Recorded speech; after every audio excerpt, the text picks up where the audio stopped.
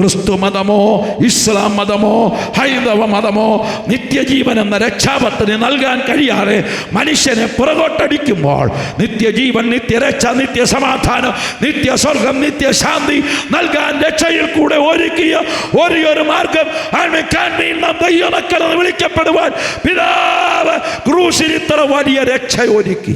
നമ്മൾ സുവിശേഷമായി ചില വീട്ടിൽ ചെല്ലുമ്പോൾ, ഭക്ഷണം കഴിക്കാൻ ചില ഹോട്ടലിൽ കയറുമ്പോൾ, സാധനങ്ങൾ വാങ്ങാൻ വേണ്ടി ചില കടയിൽ കയറുമ്പോൾ 3 ഫോട്ടോ കാണാം.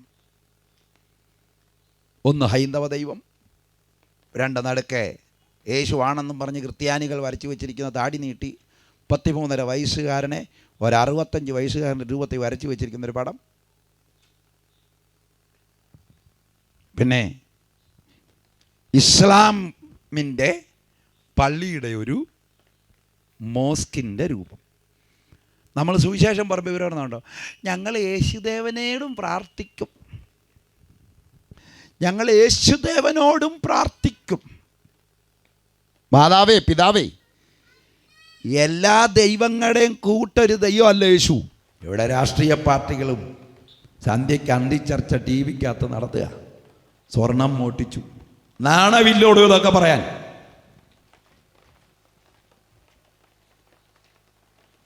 ദൈവത്തിന് സൂക്ഷിക്കാൻ കഴിയാത്തത് ആരാ സൂക്ഷിക്കുന്നത്? അപ്പം തന്നെ ദൈവം അല്ലെന്ന് മനസ്സിലായില്ലേ? സ്തോത്രം. ദൈവം ഒരുവനേ ഉള്ളൂ. അവൻ ഒരു ചില്ലുകൂട്ടിലിരിക്കുന്നില്ല.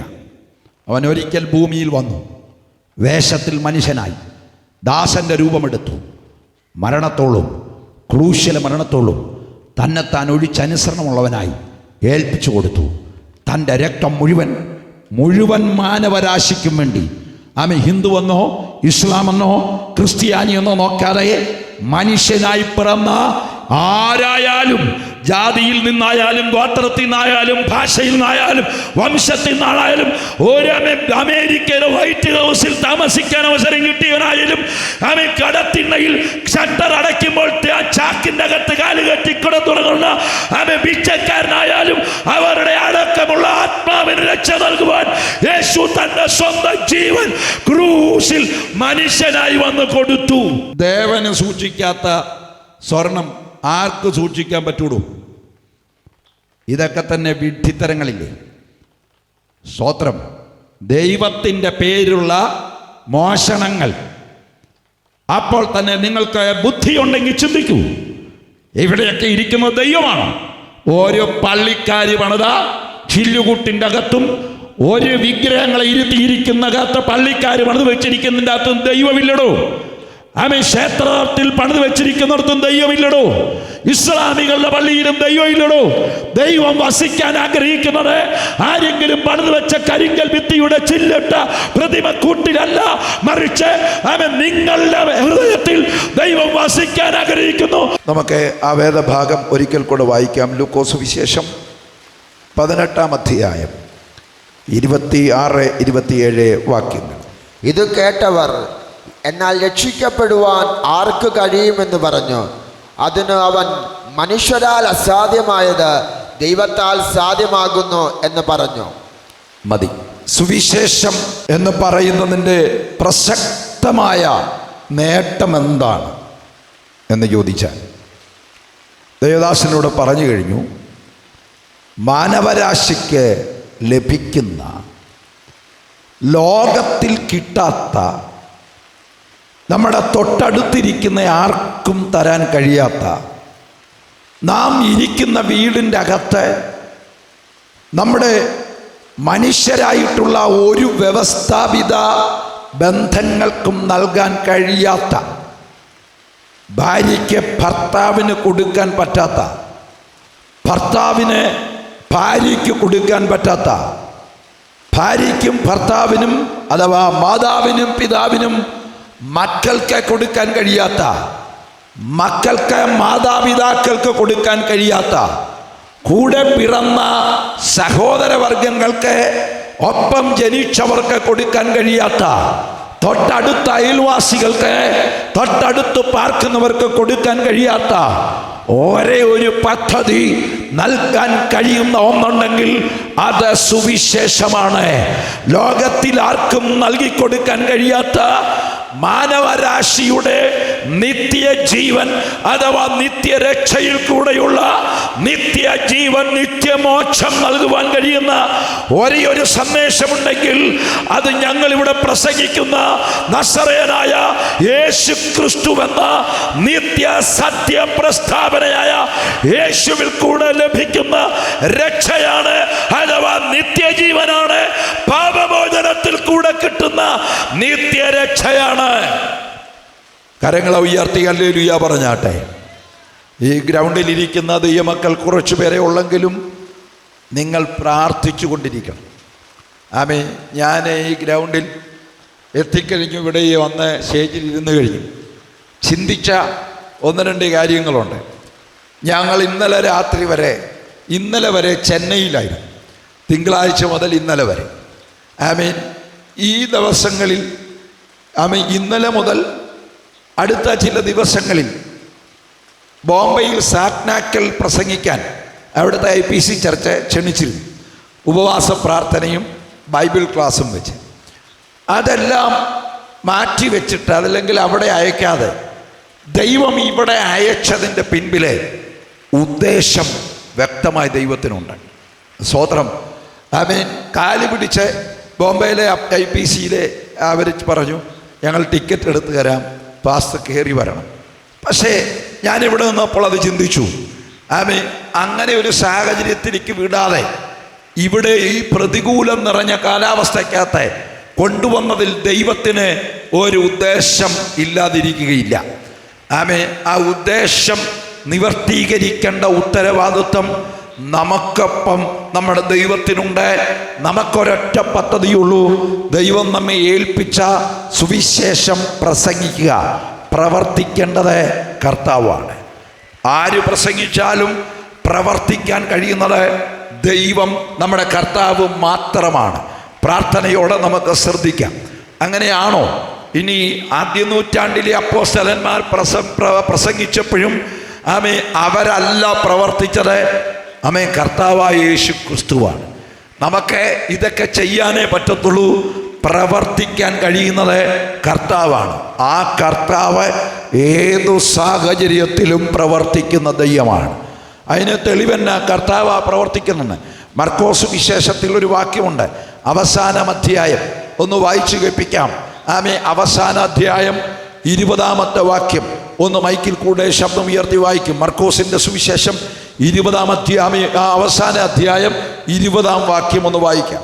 അവർ പുറപ്പെട്ടു എല്ലായിടത്തും പ്രസംഗിച്ചു. അപ്പോസ്തലന്മാർ പുറപ്പെട്ട് എല്ലായിടത്തും പ്രസംഗിച്ചു. കർത്താവ് അവരോടുകൂടെ പ്രവർത്തിച്ചു. പ്രസംഗിച്ചത് അവരാണെങ്കിലും പ്രവർത്തിച്ചത് കർത്താവാണ്. ആ വാക്യം കേട്ടോ. അവർ പുറപ്പെട്ട എല്ലായിടത്തും പ്രസംഗിച്ചു. കർത്താവ് അവരോടുകൂടെ പ്രവർത്തിച്ചു. കർത്താവ് അവരോടുകൂടെ പ്രവർത്തിച്ചും അവരാൽ നടന്ന അടയാളങ്ങളാൽ വചനത്തെ ഉറപ്പിച്ചും പോന്നു. അപ്പോസ്തലന്മാർക്ക് പ്രസംഗിക്കാൻ മാത്രമാണ് അധികാരം. എന്നാൽ പ്രവർത്തിക്കാൻ കഴിയുന്നൊരു ദൈവം ഇതിൻ്റെ മധ്യം വന്നിട്ടുണ്ട്. അവൻ പ്രവർത്തിക്കുന്നതിൻ്റെ വിശകലനമാണ് താഴെയൊക്കെ വായിച്ചത്. അവരോട് കൂടെ ഇരുന്ന് കർത്താവ് പ്രവർത്തിച്ചപ്പോൾ കാണുകയും കേൾക്കുകയും ചെയ്യത്തക്കവണ്ണം ദൈവപ്രവൃത്തിയെ പ്രസംഗിച്ച സ്ഥലങ്ങളിലുണ്ടായി. ഇപ്പോൾ ഇവിടെ ചുറ്റും മഴ പെയ്യുന്നതാ കാണുകയും കേൾക്കുകയും ചെയ്യുന്നത്. മിന്നലും ഇടിയുമാണ് കാണുകയും കേൾക്കുകയും ചെയ്യുന്നത്. പക്ഷേ നമ്മൾ കാണാത്ത തലങ്ങളിൽ ചിലത് പ്രവർത്തിക്കാനും കാണിക്കാനും കഴിയുന്ന ഒരു കർത്താവ് ഇന്ന് രാത്രി ഇതിന് നടുവിലുണ്ട്. കരങ്ങളെ ഉയർത്തി ഹല്ലേലൂയ പറഞ്ഞാട്ടെ. പഴയ നിയമം അവനെ കുറിച്ച് പറയുന്നത്, അവൻ ആലോചനയിൽ ഭയങ്കരനാണ്. ആലോചിച്ചിരിക്കുക മാത്രമല്ല, പ്രവൃത്തിയിൽ അവൻ ശക്തനാണ്. ആലോചിച്ച് പ്ലാൻ ചെയ്തെങ്കിൽ അവൻ ഇന്ന് രാത്രി ഈ ദേശത്തെ പ്രവർത്തിക്കുക തന്നെ ചെയ്യും. അവൻ്റെ കരം പ്രവർത്തിക്കാൻ കഴിയാതെ വണ്ണം കുറിയിട്ടില്ല. അവൻ്റെ കാത് കേൾക്കാൻ കഴിയാതെ വണ്ണം മണ്ണമായിട്ടില്ല. യേശുവിൻ്റെ കരം ഈ ഗ്രാമത്തിൽ ചലിച്ചു തുടങ്ങുകയാണ്. അവൻ്റെ പ്രവൃത്തി ഈ ദേശത്തെ കൂടാരങ്ങളിൽ വെളിപ്പെടുകയാണ്. ഈ വീടുകൾക്കകത്ത് ചുറ്റും പാർക്കുന്ന വീടുകൾക്കകത്തേക്ക് കർത്താവിന്റെ കരം ഇറങ്ങാൻ പോകുകയാണ്. അവൻ ചിലരെ സ്പർശിക്കാൻ പോകുകയാണ്. പ്രാർത്ഥനയോടുകൂടെ ആയിരിക്കാം. ദൈവം എനിക്ക് തന്ന കൃപയ്ക്കനുസരിച്ച് ഞാൻ ഈ ദൂതുകൾ കൈമാറാൻ, വചനം കൈമാറാൻ കർത്താവിൽ ശരണപ്പെടുകയാണ്. ഇന്നലകളത്തെ പരിചയത്തിലല്ല ഞാൻ ഇവിടെ നിൽക്കുന്നത്. 30 വർഷമായി കർത്താവിനെ പ്രസംഗിക്കാൻ പറയുന്നു. 3 പതിറ്റാണ്ട് പിൻപിട്ടു. കഴിഞ്ഞ ഏപ്രിൽ മാസം 1-ാം തീയതി ആയപ്പോൾ 30ാമത്തെ വർഷത്തിലേക്ക് പ്രവേശിച്ചു. ഈ 30 വർഷത്തെ പരിചയത്തിലല്ല ഞാനിവിടെ നിൽക്കുന്നത്. ഇന്നിവിടെ ദൈവം ചെയ്യാനുള്ളത് എന്താണെന്ന് ദൈവത്തിന് മാത്രമേ അറിയത്തുള്ളൂ. നമ്മൾ അവങ്കൽ നിന്ന് വചനം പ്രാപിച്ച് അവൻ്റെ പ്രവൃത്തിക്കായി നമ്മൾ ഒരുമിച്ച് പ്രതീക്ഷിച്ചിരിക്കുകയാണ്. എൻ്റെ വായിൽ നിന്ന് പുറപ്പെടുന്ന വചനം എൻ്റെ അടുക്കൽ അത് വെറുതെ മടങ്ങി വരില്ല എന്ന് പറഞ്ഞ കർത്താവാണെങ്കിൽ ആമേൻ. തൊട്ട് താഴെ പറയുന്നു, അത് അയച്ചവൻ്റെ ഇഷ്ടം ചെയ്യുക തന്നെ ചെയ്യും. പ്രസംഗിച്ചവരുടെ ഇഷ്ടമല്ല, താഴെ ഇരുന്ന് കേൾക്കുന്നവരുടെ ഇഷ്ടമല്ല, ഇത് എഴുതിയവരുടെ ഇഷ്ടമല്ല. ഈ വചനം ആരാണോ അയക്കുന്നത് അവൻ്റെ ഉദ്ദേശം സാധിക്കാതിരിക്കുകയില്ല. ഈ നാട്ടിൽ എന്താണോ സുവിശേഷ വചനം പ്രസംഗിക്കാൻ ദൈവം ആഗ്രഹിച്ചത്, ആ ദൈവം ആ ഉദ്ദേശം നിവർത്തിക്കുക തന്നെ ചെയ്യും. കരങ്ങളെ ഉയർത്തി ഹല്ലേലൂയ പറഞ്ഞാട്ടെ. അതുകൊണ്ട് ഈ വാക്യഭാഗത്തിലേക്ക് ഞാൻ തിരിച്ചു വരികയാണ്. ആമേൻ. ഒരിക്കൽ കൂടെ വായിപ്പിക്കുന്നു. ലൂക്കോസ് വിശേഷം 18-ന്റെ 26-ഉം 27-ഉം ഒന്നും കൂടെ ശ്രദ്ധിച്ചാൽ. ഇത് കേട്ടവർ, എന്നാൽ രക്ഷിക്കപ്പെടുവാൻ ആർക്ക് കഴിയുമെന്ന് പറഞ്ഞു. അതിന് അവൻ, മനുഷ്യരാൽ അസാധ്യമായത് ദൈവത്താൽ സാധ്യമാകുന്നു എന്ന് പറഞ്ഞു. ഇത് കേട്ടവർ, എന്നാൽ രക്ഷിക്കപ്പെടുവാൻ ആർക്ക് കഴിയും എന്ന് പറഞ്ഞു. താഴെ യേശുക്രിസ്തു മറുപടി പറയുന്നു. സാക്ഷാൽ യേശുക്രിസ്തു ജഡത്തിൽ നിന്നുകൊണ്ട് മറുപടി പറയുന്നു. നിങ്ങൾ ചോദിച്ച ചോദ്യത്തിന് ഉത്തരം നിങ്ങളാകുന്ന മനുഷ്യർക്ക് അസാധ്യമാണ്. എന്നാൽ ഈ വചനം നിങ്ങളുടെ മുൻപിൽ അയച്ച ദൈവത്തിന് സാധ്യമാണ്. ദൈവമക്കൾ മുമ്പിലുണ്ടല്ലോ, അവരോട് ആദ്യം പറയാം. ഈ വാക്യമൊക്കെ എടുത്ത് വേറെ രീതി വളച്ചൊടിച്ച് മനുഷ്യർക്ക് അസാധ്യം ദൈവത്താൽ സാധ്യം. ഇന്ന് പകൽ നിനക്കൊരു വീട് പണിയായി കിട്ടാൻ ഇന്ന് രാത്രി ബുദ്ധിമുട്ടാണെങ്കിൽ നിനക്ക് സാധ്യമില്ലായിരിക്കും, പക്ഷേ ദൈവം നിനക്കത് സാധ്യമാക്കി തരും. നിനക്ക് വണ്ടിയില്ലായിരിക്കും, വണ്ടി മേടിക്കാൻ കാശ് നിൻ്റെ കയ്യിലായിരിക്കും, ഇന്ന് രാത്രി വണ്ടി തരാൻ സാധ്യതയുള്ള ദൈവം, സാധിക്കുന്ന ദൈവം ഉണ്ടെന്നൊക്കെ പ്രസംഗിച്ച് ജനത്തെ പറ്റിക്കുന്ന കാലത്താണ് നമ്മളിവിടെ നിൽക്കുന്നത്. സ്തോത്രം. എന്നാൽ ഈ വാക്യമൊന്നും ഭൗതിക കാര്യങ്ങൾക്ക് വേണ്ടി ഉദ്ദേശിച്ചതല്ല. മനുഷ്യൻ്റെ രക്ഷ സംബന്ധിച്ച് ദൈവം കൃത്യമായി പറഞ്ഞിരിക്കുന്നൊരു വാക്കാണ്. മനുഷ്യർക്ക് അസാധ്യം, ദൈവത്തിന് സാധ്യം. ഇതെന്തിനെഴുതിയെന്നൊന്നും പാസ്റ്റർമാർ പോലും നോക്കാത്തൊരു കാലഘട്ടം. ഒരിക്കലും ഭൂമിയിൽ സാധ്യമാകുന്ന ഒരു കാര്യത്തോടുള്ള ബന്ധത്തിലല്ല ഈ വാക്യം പറഞ്ഞിരിക്കുന്നത്. മനുഷ്യർക്ക് സാധ്യമാക്കുന്ന കാര്യത്തോടുള്ള ബന്ധത്തിലല്ല. മനുഷ്യർക്ക് ഭൂമിയിൽ സാധ്യമാകുന്ന കാര്യങ്ങൾ ധാരാളമുണ്ട്. കാട്ടിൽ മതിച്ചു നടക്കുന്ന ആനെ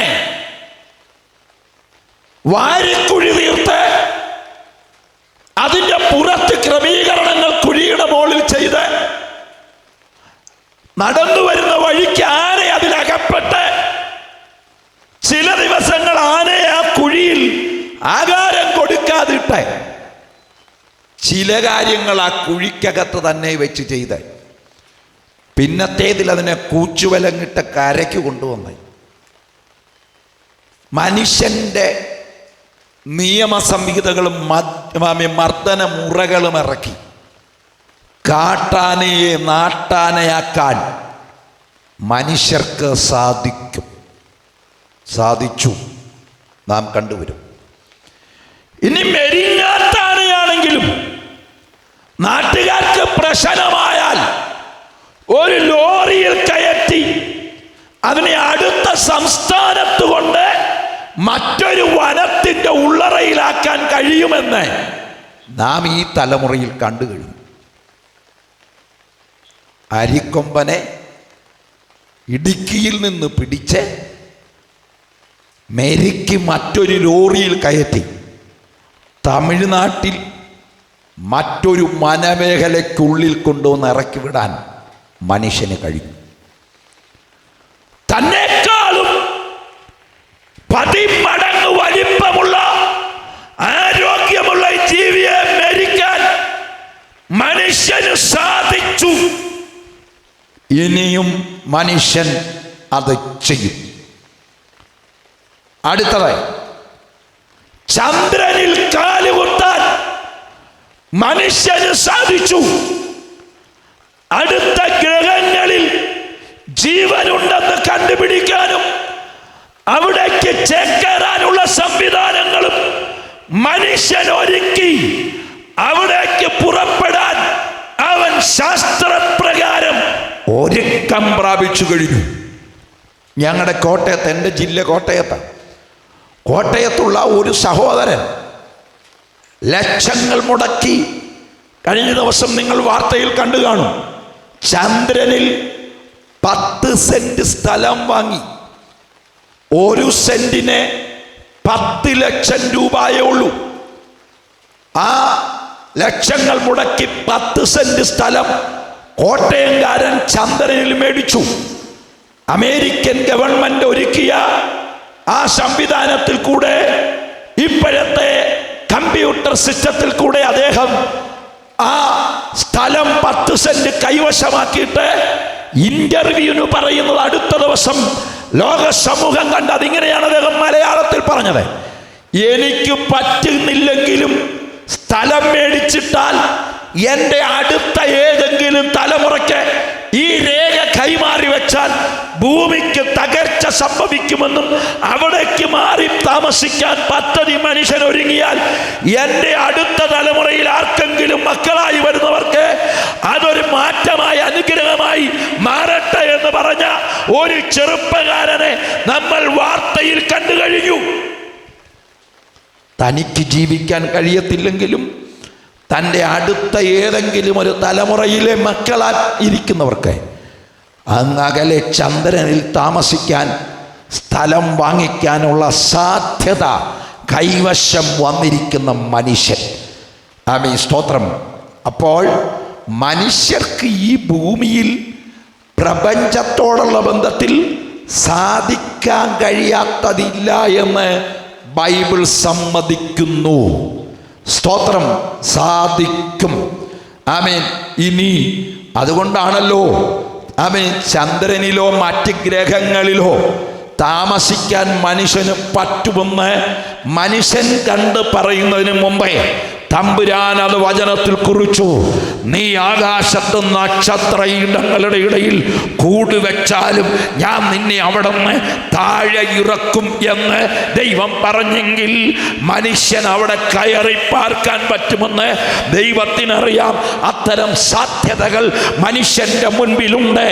എന്നാൽ മനുഷ്യന് സാധിക്കാത്ത ചില കാര്യങ്ങളുണ്ട്. മരണശേഷമുള്ള ഒരു ജീവിതം, ആ ജീവിതം 80 വയസ്സല്ല, 90 വയസ്സല്ല, 100 വയസ്സല്ല. മരണമില്ലാത്ത നാട്ടിൽ, മരണമില്ലാത്ത വീട്ടിൽ നിത്യജീവൻ എന്ന് പറയുന്ന ഒരു രക്ഷാപദ്ധതി, മരണമില്ലാതെ ജീവിക്കുന്ന ഒരു ജീവിതത്തിലേക്ക് മരണശേഷം കൈപിടിച്ചു കടത്തുവാൻ കഴിയുന്ന ആ പദ്ധതിയുടെ ഒന്നാമത്തെ പേരാണ് രക്ഷാപദ്ധതി. അതൊരു ശാസ്ത്രത്തിനും നൽകിത്തരാൻ കഴിയില്ല, ഒരു മതത്തിനും നൽകിത്തരാൻ കഴിയില്ല. ഒരു കമ്പ്യൂട്ടറിനും നൽകി തരാൻ കഴിയില്ല. മതങ്ങൾ മനുഷ്യനെ കളിപ്പിച്ചുകൊണ്ടിരിക്കുകയാണ്. ഏത് മതങ്ങൾ? എല്ലാ മതങ്ങളും മനുഷ്യനെ വഞ്ചിച്ചുകൊണ്ടിരിക്കുക. മനുഷ്യൻ കണ്ണ് തുറക്കണം, കാത് തുറന്ന് കേൾക്കണം. മതങ്ങൾ മനുഷ്യനെ വഞ്ചിക്കുന്നു. ഏത് മതങ്ങൾ? ആവർത്തിക്കുന്നു, എല്ലാ മതങ്ങളും. ഇന്ത്യയിൽ പ്രധാനമായും 3 മതങ്ങളാണ് ഉള്ളത്. 1 ഹൈന്ദവ മതം, 2 ഇസ്ലാം മതം, 3 ക്രിസ്തു മതം. ആവർത്തിക്കുന്നു, ഹൈന്ദവ മതം, ഇസ്ലാം മതം, ക്രിസ്തു മതം. പോരാഞ്ഞിട്ട് ആൾ ദൈവങ്ങളായി മാറിയ നിരവധി എണ്ണമില്ലാത്ത മതങ്ങൾ, കൊച്ചു കൊച്ചു മതങ്ങൾ പല രീതിയിൽ ഉടലെടുത്തിട്ടുള്ള ഒരു രാജ്യമാണ് നാം പാർക്കുന്ന ഇന്ത്യ. നാം പാർക്കുന്ന ഇന്ത്യയിലെ സംസ്ഥാനമായ കേരളം. അങ്ങനെ ഒത്തിരി മതങ്ങൾ മനുഷ്യനിർമ്മിതമായി പുറത്തു വന്നു. ഹൈന്ദവ മതവും ഇസ്ലാം മതവും ക്രിസ്തു മതവുമെല്ലാം ദൈവം ഉണ്ടാക്കിയതല്ല, മനുഷ്യൻ തന്നെ ഉണ്ടാക്കിയതാണ്. ഇത് ഞങ്ങൾ മൈക്ക് കെട്ടി പ്രസംഗിക്കുമ്പോൾ നിങ്ങൾക്ക് ബുദ്ധിമുട്ടുണ്ടാകും, കലിപ്പ് വരാം. കലിപ്പ് വരാതിരിക്കാൻ ഞങ്ങളല്ല ഇത് പറഞ്ഞതെന്ന്, നിങ്ങളും കൂടെ ഇത് പറഞ്ഞിട്ടുണ്ടെന്ന് ഞങ്ങൾ തെളിയിച്ചു തരാം. ഞങ്ങൾ പറഞ്ഞു, നിങ്ങൾ പാടി. വയലാറിൻ്റെ വരിയിൽ കേരളത്തിൻ്റെ മനോഹരമായ നായകൻ്റെ ശബ്ദമായ യേശുദാസിൻ്റെ ശബ്ദം ഉപയോഗിച്ച് വയലാറിൻ്റെ വരിയിൽ എഴുതിയത് നിങ്ങളും പാടിയില്ലേ? മനുഷ്യൻ മതങ്ങളെ സൃഷ്ടിച്ചു, മതങ്ങൾ ദൈവങ്ങളെ സൃഷ്ടിച്ചു. മനുഷ്യനും മതങ്ങളും കൂടെ മണ്ണ് പങ്കുവെച്ചു, മനസ്സു പങ്കുവെച്ചു എന്ന് പാടാത്ത മലയാളിയുണ്ടോ? എന്താ സുഹൃത്തെ നിങ്ങൾ പാടിയത്? മനുഷ്യൻ മതങ്ങളെ സൃഷ്ടിച്ചു, മതങ്ങൾ ദൈവങ്ങളെ സൃഷ്ടിച്ചു. മനുഷ്യനും മതങ്ങളും ദൈവങ്ങളും കൂടെ മണ്ണ് പങ്കുവെച്ചു, മനുഷ്യന്റെ മനസ്സ് പങ്കുവെച്ചു എന്ന് നിങ്ങളും കുറച്ചു കാലങ്ങൾക്ക് മുമ്പ് ഞങ്ങളും പാടി. ഇപ്പോൾ ഞങ്ങൾ പാടുന്നില്ല, അത് പ്രസംഗിക്കുക.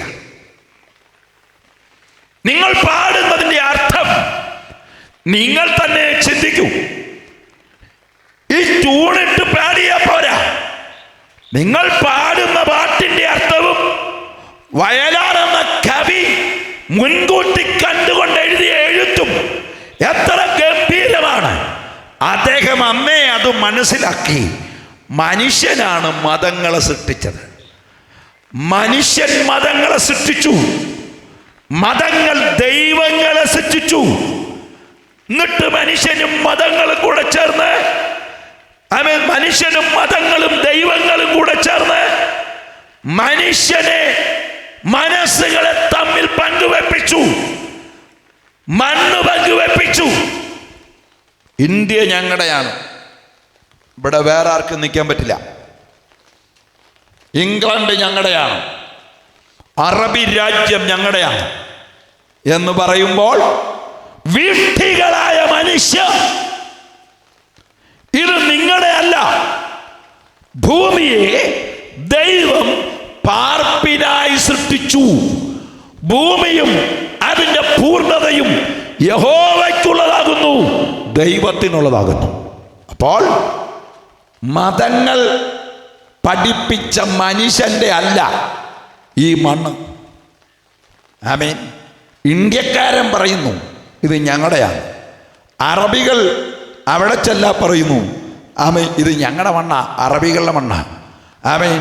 മറ്റേ ക്രൈസ്തവ സമൂഹ മതങ്ങൾ താമസിക്കുന്നിടത്ത് അവർ പറഞ്ഞു ഇത് ക്രിസ്ത്യാനിയുടെ മണ്ണാണ്.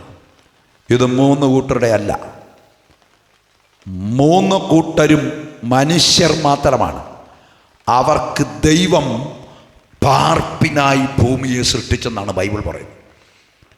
പിന്നെ ആരാ ഈ മതം ഉണ്ടാക്കിയേ? മതം മനുഷ്യനുണ്ടാക്കിയതാണ്. ഹിന്ദുമതം മനുഷ്യനുണ്ടാക്കിയതാണ്. ഇസ്ലാം മതം മനുഷ്യനുണ്ടാക്കിയതാണ്. ക്രിസ്തു മതം മനുഷ്യനുണ്ടാക്കിയതാണ്. ക്രിസ്തുവിന് അതിൻ്റെ പിൻപിൽ ഒരു കയ്യുമില്ല. ഈ പാട്ട് പാടിയ യേശുദാസിന് ഒരു 2 വർഷമേ ഉള്ളൂ തലക്കൊട്ടിക്ക് അല്പം വെളിവ് വന്നിട്ട് അദ്ദേഹം സംസാരിക്കുന്നൊരു വീഡിയോ ഈ പാട്ടിനെ കുറിച്ചുണ്ട്. ഇപ്പോഴും യൂട്യൂബിലുണ്ട്, ഞാൻ കണ്ടു. പുള്ളി പാടിയിട്ട് ഈ പാട്ട് പാടിയിട്ട് പറയാണ്, മനുഷ്യൻ മതങ്ങളെ സൃഷ്ടിച്ചു, മതങ്ങൾ ദൈവങ്ങളെ സൃഷ്ടിച്ചു, മനുഷ്യനും മതങ്ങളും ദൈവങ്ങളും കൂടെ മണ്ണ് പങ്കുവച്ചു. എന്നിട്ട് പുള്ളി പറയാണ്, പ്രിയപ്പെട്ടവരെ, നമുക്ക് പറ്റിയ തെറ്റെന്നാണെന്നറിയോ? ദൈവങ്ങൾ എന്ന കൺസെപ്റ്റ്. ദൈവങ്ങളില്ല, ദൈവം മാത്രമേ ഉള്ളൂ എന്ന് യേശുദാസ് പറയുന്ന വീഡിയോ യൂട്യൂബിൽ കിടപ്പുണ്ട്. ആർക്കെങ്കിലും അത് കാണണമെങ്കിൽ ഈ യോഗം ആശീർവാദം കഴിഞ്ഞ് എൻ്റെ അടുത്ത് വന്നാൽ ഞാനെടുത്ത് കാണിക്കാം. പുള്ളി പറയാണ്, ദൈവങ്ങൾ എന്ന പദ്ധതി മനുഷ്യനെന്ന് ആശ്രയിക്കാൻ തുടങ്ങിയോ അന്നാണ് മനുഷ്യന് തകർച്ച നേരിടുന്നത്. ദൈവം ആരാണ്? സ്നേഹിത, ദൈവം എന്ന പദം തന്നെ ഏകവചനമാണ്, ബഹുവചനമില്ല. ദൈവം, ദൈവങ്ങൾ എന്നൊരു പദം ഇല്ല. അത് മനുഷ്യനുണ്ടാക്കിയതാണ്. 33 കോടി ദൈവങ്ങൾ. ദൈവം ഒരിക്കലും ബഹുവചനത്തിൽ പറയുന്നതല്ല. ദൈവം ഏകനത്രേ. കരങ്ങളെ ഉയർത്തി ഹല്ലേലൂയ പറഞ്ഞാട്ടെ. സ്തോത്രം. ദൈവം ഒരുവനല്ലോ. വിശുദ്ധ ബൈബിൾ പറയാണ്, ദൈവം ഒരുവനല്ലോ. ആ ദൈവം എന്ത് ചെയ്തു? മനുഷ്യർക്ക് വേണ്ടി ആകാശത്തിനും ഭൂമിക്കും മധ്യേ തന്റെ സ്വന്തം ജീവൻ കൊടുത്ത് മനുഷ്യന്റെ പാപത്തെ പരിഹരിച്ചുകൊണ്ട് ദൈവത്തിനും മനുഷ്യർക്കും മധ്യസ്ഥനായ ഒരുവൻ, അവനാണ് ദൈവം. അങ്ങനെ ഒരു ദൈവമുണ്ടെങ്കിൽ അത് ഒരേ ഒരു ദൈവമേ ഉള്ളൂ. അത് ഞങ്ങൾ ഉയർത്തുന്ന നസറയനായ യേശു ക്രിസ്തു മാത്രമാണ്. അത് പറയാനാണ് ഞങ്ങളിവിടെ വന്നേ. അത് പറഞ്ഞിട്ട് ആരെങ്കിലും ഒരു വടിവാളുമായിട്ട് ഞങ്ങളുടെ കഴുത്തങ്ങ് കണ്ടിക്കുമെന്ന് പറഞ്ഞാൽ, ഇത് പറഞ്ഞ് തിരുത്തിയിട്ട് ഞങ്ങൾ മരിക്കില്ല. വടിവാള് കൊണ്ട് ഞങ്ങളുടെ കഴുത്തിൽ വെക്കാൻ വരുന്ന ആളോടും 1 മിനിറ്റ് ചോദിച്ചു വാങ്ങിയിട്ട് ഞങ്ങൾ പറയും, സ്നേഹിത, ഉയർത്തിയ വാൾ ഓങ്ങുന്നതിന് മുമ്പേ, വെട്ടുന്നതിന് മുമ്പ് 1 സെക്കൻഡ് 1 മിനിറ്റ് തരണം. ആമേ, വെട്ടിക്കോ.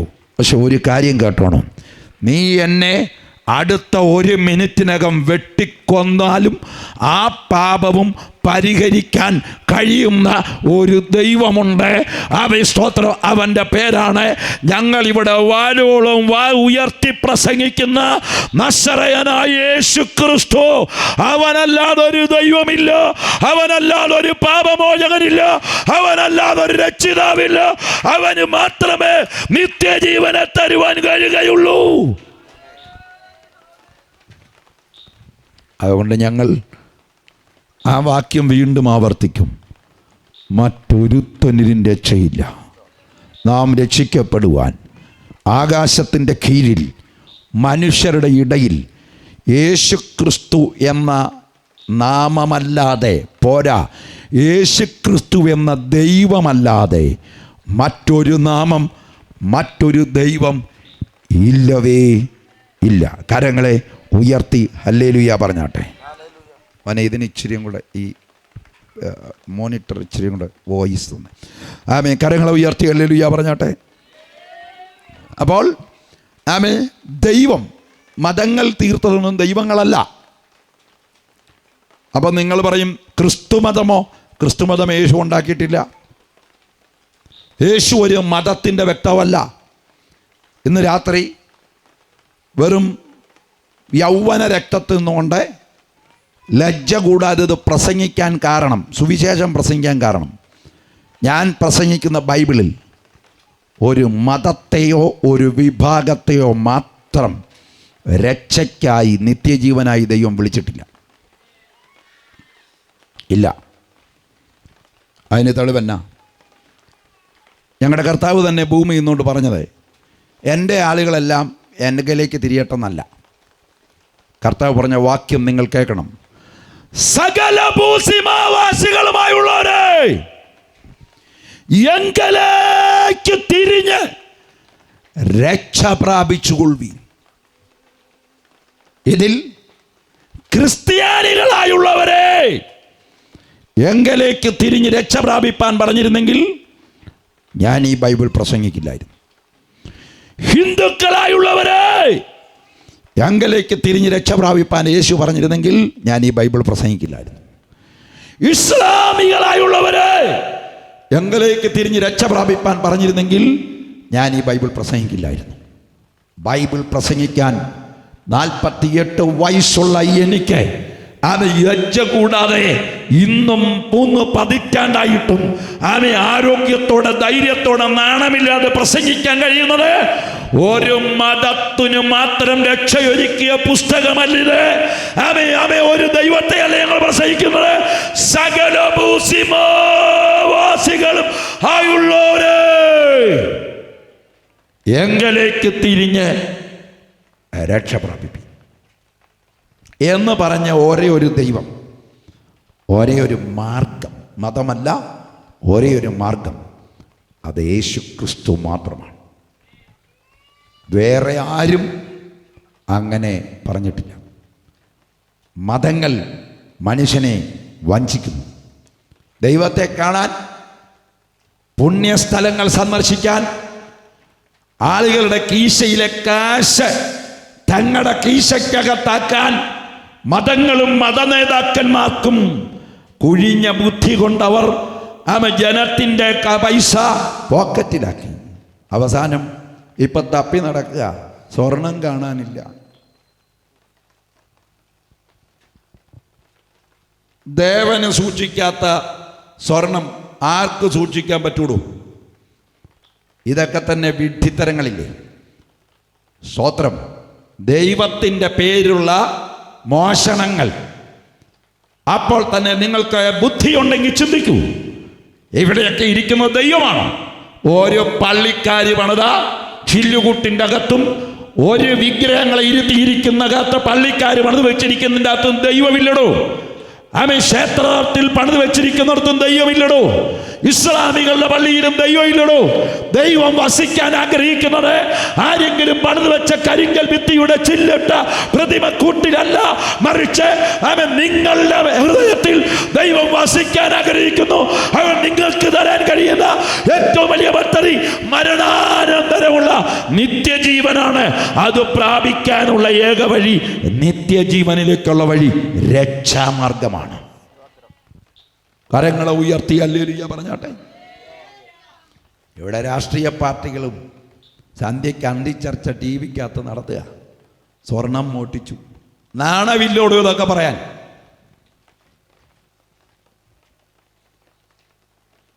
ദൈവത്തിന് സൂക്ഷിക്കാൻ കഴിയാത്തത് ആരാ സൂക്ഷിക്കുന്നത്? അപ്പം തന്നെ ദൈവം അല്ലെന്ന് മനസ്സിലായില്ലേ? സ്തോത്രം. ദൈവം ഒരുവനേ ഉള്ളൂ. അവൻ ഒരു ചില്ലുകൂട്ടിൽ ഇരിക്കുന്നില്ല. അവൻ ഒരിക്കൽ ഭൂമിയിൽ വന്നു, വേഷത്തിൽ മനുഷ്യനായി ദാസന്റെ രൂപമെടുത്തു. മരണത്തോളം, ക്രൂശിലെ മരണത്തോളം തന്നെത്താൻ ഒഴിച്ചനുസരണമുള്ളവനായി ഏൽപ്പിച്ചു കൊടുത്തു. തൻ്റെ രക്തം മുഴുവൻ മാനവരാശിക്കും വേണ്ടി ആമേ ഹിന്ദുവെന്നോ ഇസ്ലാമെന്നോ ക്രിസ്ത്യാനിയെന്നോ നോക്കാതെ മനുഷ്യനായി പിറന്ന ആരായാലും, ജാതിയിൽ നിന്നായാലും ഗോത്രത്തിൽ നിന്നായാലും ഭാഷയിൽ നിന്നായാലും വംശത്തിൽ നിന്നായാലും, ഒരു അമേരിക്കയിലെ വൈറ്റ് ഹൗസിൽ താമസിക്കാൻ അവസരം കിട്ടിയവനായാലും, അവൻ കടത്തിണ്ണയിൽ ഷട്ടർ അടയ്ക്കുമ്പോൾ ചാക്കിൻ്റെ അകത്ത് കാല് കെട്ടിക്കിട തുടങ്ങുന്ന അവൻ ഭിക്ഷക്കാരനായാലും, അവരുടെ അടക്കമുള്ള ആത്മാവിന് രക്ഷ നൽകുവാൻ യേശു തന്റെ സ്വന്തം ജീവൻ ക്രൂശിൽ മനുഷ്യനായി വന്ന് കൊടുത്തു. മനുഷ്യന് വേണ്ടി രക്ഷയൊരുക്കി. പറയാം, അതിനെക്കുറിച്ചാണ് ഞങ്ങൾ വായിച്ചതും പ്രസംഗിക്കുന്നതും. സമയം മുൻപോട്ട് ദ്രുതഗതി സഞ്ചരിക്കുന്നുണ്ട്. ഞാനതിനെ നന്നായിട്ടെന്ന് പറയാൻ ലഭിച്ച സമയത്തിൻ്റെ അകത്ത് ആഗ്രഹിക്കുക. സന്തോഷമുള്ള ദൈവമക്കൾ കരങ്ങളെ ഉയർത്തി ഹല്ലേലൂയ പറഞ്ഞാട്ടെ. ഇനിയുള്ള കാലങ്ങൾ സുവിശേഷം വളച്ചൊടിച്ച് പറയാൻ സമയമില്ല. എല്ലാവരും വളച്ചൊടിച്ച് ആളുകൾക്കൊന്നും മനസ്സിലാകുന്നില്ല. അതുകൊണ്ട് സുവിശേഷത്തിന് വളച്ചൊടിയില്ല. സത്യവചനം യഥാർത്ഥമായി പ്രസംഗിക്കുക. ഇന്ന് രാത്രിയിലാണ് എൻ്റെ മരണം ഇവിടെ ദൈവം എഴുതി വെച്ചിരിക്കുകയാണെങ്കിൽ ഞാൻ വീട്ടിൽ പോകാനല്ല വന്നത്, ഇവിടെ മരിക്കാനാണ്. സ്തോത്രം.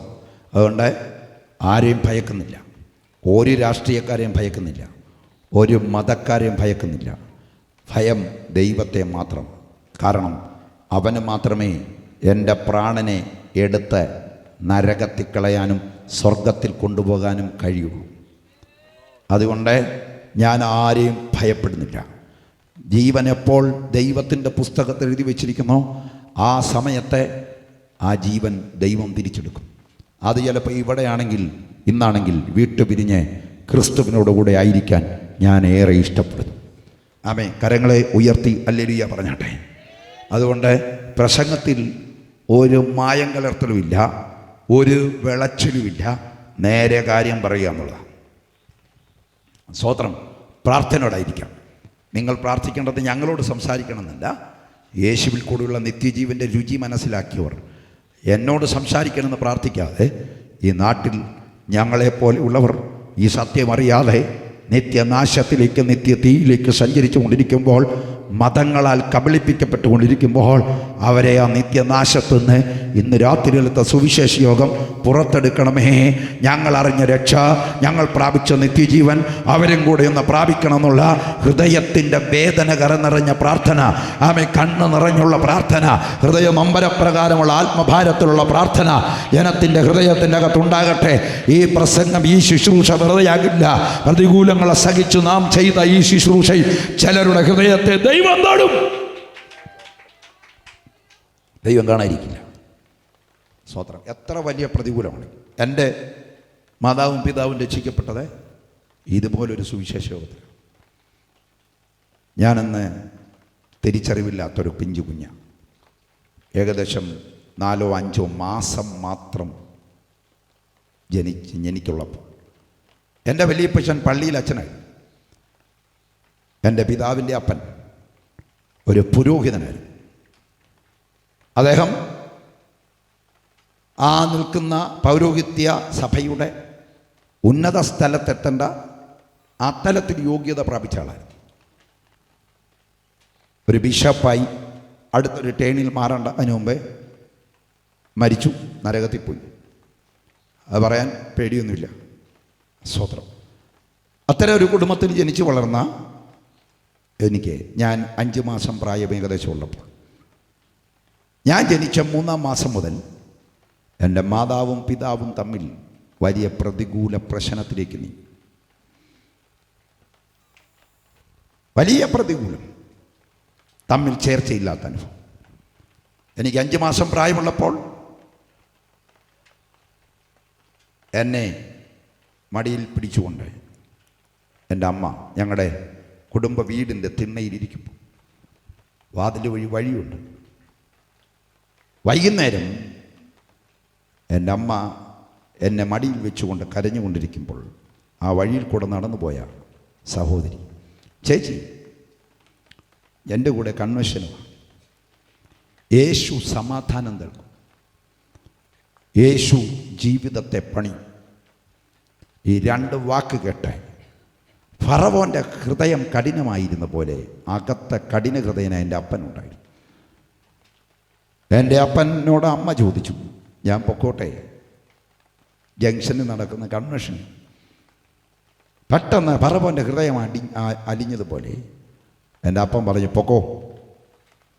കെട്ടിയ തുണിയൊക്കെ ഉടുത്ത് എന്നെയും ചെറിയ തൊടിയിലൊക്കെ എടുത്ത് ഉടിപ്പിച്ച് എൻ്റെ അമ്മ ആ ചേച്ചിയുടെ കൂടെ, ആ ആൻറ്റിയുടെ കൂടെ കൺവെൻഷൻ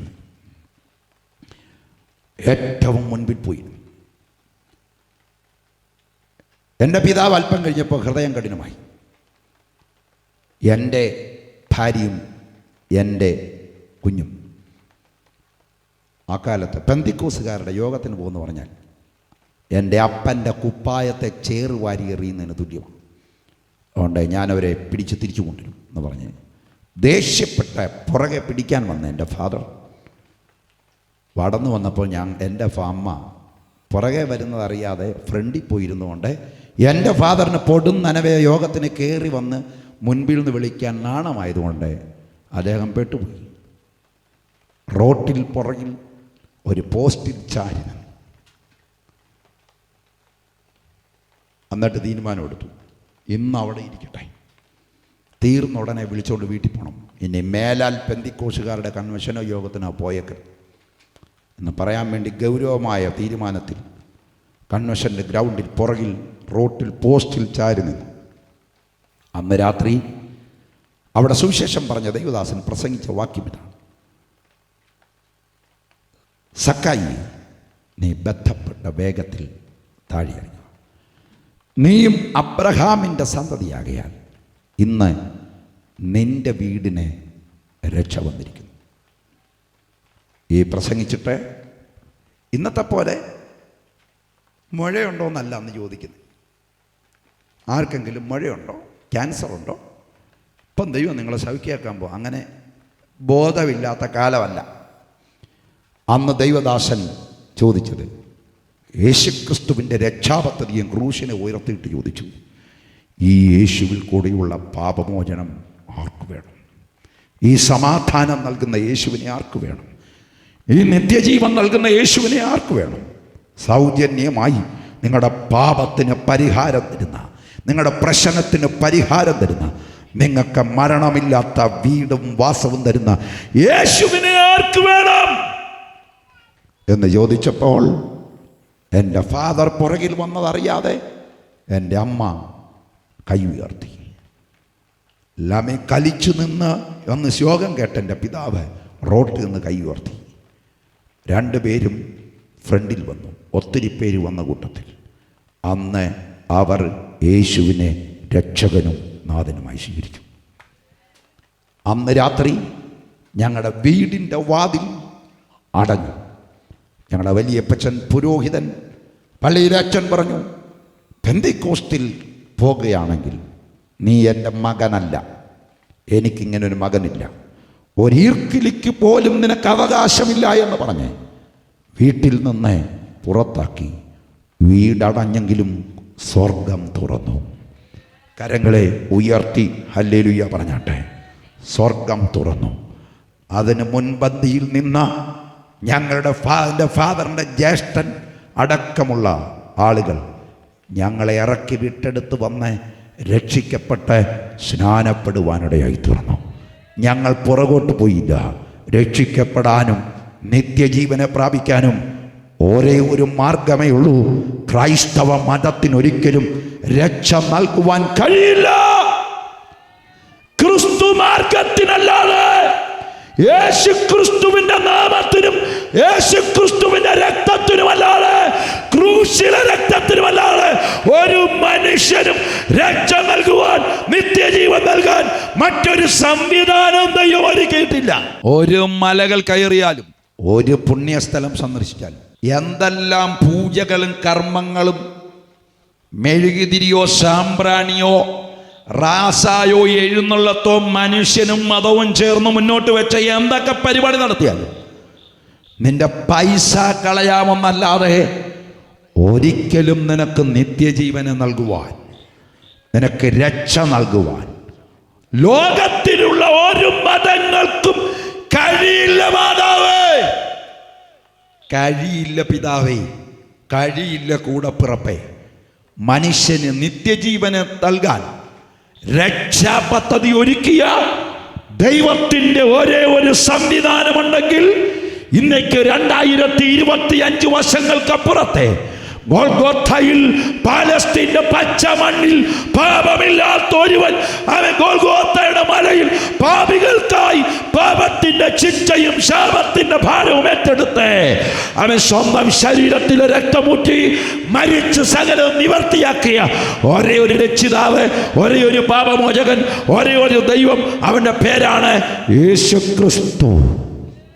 ഒരിക്കൽ കൂടി ഞങ്ങൾ ധൈര്യപൂർവ്വം വിളിച്ചു പറയുന്നു, മറ്റൊരുത്തനും രക്ഷയില്ല. നാം രക്ഷിക്കപ്പെടുവാൻ ആകാശത്തിൻ്റെ കീഴിൽ മനുഷ്യരുടെ യേശുക്രിസ്തു എന്ന ഏകമാർഗമല്ലാതെ രക്ഷയ്ക്കായി, നിത്യജീവനായി, പാപമോചനത്തിനായി മറ്റൊരു മാർഗം ഇല്ല. കരങ്ങളെ ഉയർത്തി ഹല്ലേലൂയ പറഞ്ഞാട്ടെ. ഇവിടെ ആ വാക്യത്തെ ഉറപ്പിക്കുന്ന ഒരു കുറുവാക്യമാണ് നമ്മൾ വായിച്ചത്. ഇത് കേട്ടിട്ട്, ഇത് കേട്ടവർ എന്നാൽ രക്ഷിക്കപ്പെടാൻ ആർക്ക് കഴിയും എന്ന് പറഞ്ഞു. ഏത് കേട്ടിട്ട്? ശ്രദ്ധിക്കുക, യേശു ക്രിസ്തു തൻ്റെ ഐഹിക ശുശ്രൂഷ പാലസ്തീൻ്റെ പച്ച മണ്ണിൽ ചെയ്തുകൊണ്ടിരിക്കുമ്പോൾ ഗലീലയിലെ കാനാവിലെ കല്യാണ വീട് മുതൽ ക്രൂശും മരണവും കഷ്ടാനുഭവവും താൻ ഏറ്റെടുക്കുന്നതിന് തൊട്ടു മുൻപ് വരെയുള്ള ശുശ്രൂഷകളിലേക്ക് വേല തികയ്ക്കുന്നതാണ് എൻ്റെ ആഹാരമെന്ന് പറഞ്ഞുകൊണ്ട് 3.5 വർഷം പൂർത്തീകരിച്ചു ക്രൂശിലേക്ക് കടക്കാൻ താൻ തൻ്റെ ഐഹിക ശുശ്രൂഷ ചെയ്ത് പ്രസംഗിച്ചും അത്ഭുതങ്ങളും അടയാളങ്ങളും അനാഥർക്കും വിധവമാർക്കും ന്യായം പാലിച്ചും അവൻ മരിച്ചവരെ ഉയർപ്പിച്ചുമൊക്കെ ഭൂമിയിൽ ജഡത്തിൽ വെളിപ്പെട്ട ദൈവം യേശു മുന്നോട്ട് പോയിക്കൊണ്ടിരിക്കുമ്പോൾ ഒരു ധനാഢ്യനായ യൗവനക്കാരൻ ഈ ഭാഗം അവതരിപ്പിക്കുന്ന ഗംഭീരമായ നടന്ന സംഭവത്തെയാണ് 18 വാക്യം മുതൽ കാണാൻ കഴിയുന്നത്. ഒന്നും കൂടെ ദൈവദാസൻ അത് വായിക്കും. 18 തുടങ്ങി. ഒരു പ്രമാണി അവനോട്, നല്ല ഗുരു, ഞാൻ നിത്യജീവനെ അവകാശമാക്കേണ്ടതിന് എന്തു ചെയ്യണമെന്ന് ചോദിച്ചു. അതിന് യേശു, എന്നെ നല്ലവനെന്ന് പറയുന്നത് എന്ത്? ദൈവം ഒരുവനല്ലാതെ നല്ലവൻ ആരുമില്ല. വ്യഭിചാരം ചെയ്യരുത്, കൊല ചെയ്യരുത്, മോഷ്ടിക്കരുത്, കള്ളസാക്ഷ്യം പറയരുത്, നിന്റെ അപ്പനെയും അമ്മയെയും ബഹുമാനിക്കുക എന്നീ കൽപ്പനകളെ നീ അറിയുന്നുവല്ലോ എന്ന് പറഞ്ഞു. ഇവയൊക്കെ ഞാൻ ചെറുപ്പം മുതൽ കാത്തുകൊണ്ടിരിക്കുന്നു എന്ന് അവൻ പറഞ്ഞത് കേട്ടിട്ട് യേശു, ഇനി ഒരു കുറവ് നിനക്കുണ്ട്. നിനക്കുള്ളതൊക്കെയും വിറ്റു ദരിദ്രന്മാർക്ക് പകുത്തു കൊടുക്കാം, എന്നാൽ സ്വർഗത്തിൽ നിനക്ക് നിക്ഷേപമുണ്ടാകും. പിന്നെ വന്ന് എന്നെ അനുഗമിക്ക എന്ന് പറഞ്ഞു. അവൻ എത്രയും ധനവാനാകൊണ്ട് ഇത് കേട്ടിട്ട് അതിദുഃഖിതനായി തീർന്നു. യേശു അവനെ കണ്ടിട്ട്, സമ്പത്തുള്ളവൻ ദൈവരാജ്യത്തിൽ കടക്കുന്നത് എത്ര പ്രയാസം! ധനവാൻ ദൈവരാജ്യത്തിൽ കടക്കുന്നതിനേക്കാൾ ഒട്ടകം സൂചിക്കുഴയിൽ കൂടെ കടക്കുന്നത് എളുപ്പമെന്ന് പറഞ്ഞു. ഇത് കേട്ടവർ, എന്നാൽ രക്ഷിക്കപ്പെടുവാൻ ആർക്ക് കഴിയുമെന്ന് പറഞ്ഞു. എന്നാൽ രക്ഷിക്കപ്പെടുവാൻ ആർക്ക് കഴിയുമെന്നുള്ള ചോദ്യം ചോദിക്കാനുള്ള കാരണമാണ് 18 മുതൽ വായിച്ചത്. 18 തുടങ്ങുന്നത് എങ്ങനെയാണ്? യേശു തൻ്റെ ഐഹിക ശുശ്രൂഷ ശിഷ്യന്മാരുമായി കൂടി ചെയ്തു വരുമ്പോൾ തന്നെ അനുഗമിക്കുന്ന പുരുഷാരമടക്കം ഒന്ന് യാത്ര ചെയ്യുമ്പോൾ ദേശത്തെ ഏറ്റവും വലിയ ജന്മിയായ ഒരു യൗവനക്കാരൻ, കോടികൾ ആസ്തിയുള്ള, നമ്മുടെ ഇന്നത്തെ കാലത്ത് പറഞ്ഞാൽ $1 മില്യൺ ഉള്ള ഒരു യൗവനക്കാരൻ, അവൻ യേശുവിൻ്റെ അടുക്കലേക്ക് ഓടി വരുന്നു. ലോകത്തിൽ അന്ന് മതനേതാക്കന്മാരുണ്ട്, ന്യായപ്രമാണ മതമുണ്ട്, പൗരോഹിത്യമുണ്ട്, പോരാഞ്ഞിട്ട് ഒത്തിരി അവരുടെ തന്നെ തരംതിരിഞ്ഞ ആളുകൾ, പല വിഭാഗക്കാരുണ്ട്, ജാതികളുടെ ഇടയിൽ 100 കണക്കിന് മതങ്ങളുമുള്ള കാലത്ത് ഒരു ധനാഢ്യനായ യൗവനക്കാരൻ യേശുവിൻ്റെ അടുക്കലേക്ക് ഓടി വരുന്നു. അവൻ്റെ ചോദ്യം ഇതാണ്, ഗുരു, നല്ല ഗുരു, നിത്യജീവനെ പ്രാപിപ്പാൻ ഞാൻ എന്തു ചെയ്യണം? ചോദ്യം കേൾക്കണം. നിത്യജീവനെ പ്രാപിപ്പാൻ ഞാൻ എന്ത് ചെയ്യണം? വിളിക്കുന്നത് നല്ല ഗുരു. ചോദ്യം, നിത്യജീവനെ പ്രാപിപ്പാൻ ഞാൻ എന്ത് ചെയ്യണം? ഈ ചോദ്യം ഇവ ചോദിക്കാൻ കാരണം നിത്യജീവൻ ഉണ്ടെന്ന് അവന് പിടികിട്ടി. മരണാനന്തരം സോഡാക്കുപ്പിയുടെ സോഡായുടെ അടപ്പ് തുറക്കുമ്പോൾ എന്താ പറയുക എന്ന് പറഞ്ഞ് പോകുന്ന പോലെ മനുഷ്യന്റെ ജീവൻ പോകുമ്പോൾ ഗ്യാസ് പോകുന്ന പോലെ തീർന്നു പോകുകയാണെന്ന് പറയുന്ന നിരീശ്വരവാദമുള്ള മണ്ണിൽ,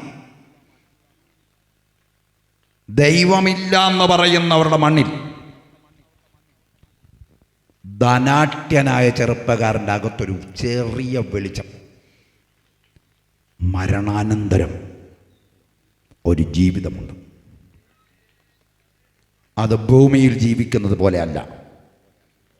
30, 50, 70, 90, 100 വയസ്സുകൊണ്ട് ഭൂമിയിൽ പെട്ടിക്കകത്താക്കി മണ്ണിലടക്കുകയോ കത്തിച്ച് ചാരമാക്കി മാവിഞ്ച വീട്ടിൽ മാവിൽ അട്ടയടങ്ങി കത്തിച്ചാരമായി പോകുകയോ ചെയ്യാത്ത ഒരു ഘട്ടം ഇതിനപ്പുറത്തുണ്ടെന്നൊരു ചെറിയ അരട്ട വെളിച്ചം ഈ ധനാട്യൻ്റെ ഹൃദയത്തിൻ്റെ അകത്ത് കത്തി. ഞങ്ങൾ ഈ സുവിശേഷത്തിൽ കൂടെ ആഗ്രഹിക്കുന്ന ആദ്യത്തെ പോയിന്റും അതുതന്നെയാണ്. സുഹൃത്തെ, ലോകം ഇവിടം കൊണ്ട് തീരുകയല്ല. ലോകം ഒരു ദിവസം അവസാനിക്കും. പക്ഷെ താങ്കൾ അവസാനിക്കുന്നില്ല. താങ്കൾക്ക് മരണത്തിനപ്പുറത്തെ ഒരു ജീവിതമുണ്ട്. താങ്കൾ ആരായിരുന്നാലും എങ്ങനെ ജീവിച്ചാലും മരണാനന്തര ജീവിതമുണ്ട്. ശ്രദ്ധിക്കൂ. ഇവിടെ അകത്തിരിക്കുന്നവരടക്കം ഇനി കാര്യങ്ങൾ ഗൗരവമായി ശ്രദ്ധിക്കണം. നമുക്കും പലർക്കും ഇതൊന്നും അറിയത്തില്ല. കള്ളും കുടിച്ച് ചീത്തയും പറഞ്ഞ് ഭാര്യയെ തല്ലി വീട്ടിലെ പാത്രങ്ങൾ അടിച്ചു തകർത്ത് കതക് പൊളിച്ച് ജീവിക്കുന്ന ആൾക്കും നിത്യതയുണ്ട്. നിത്യതയുണ്ട്.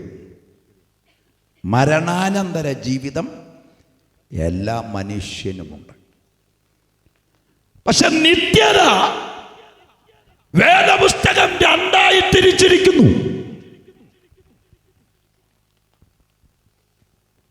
നരകം നിത്യമാണ്. നിത്യാഗ്നി, നിത്യദണ്ഡനം, നിത്യമായ യാതന, നിത്യനരകം നിത്യമാണ്.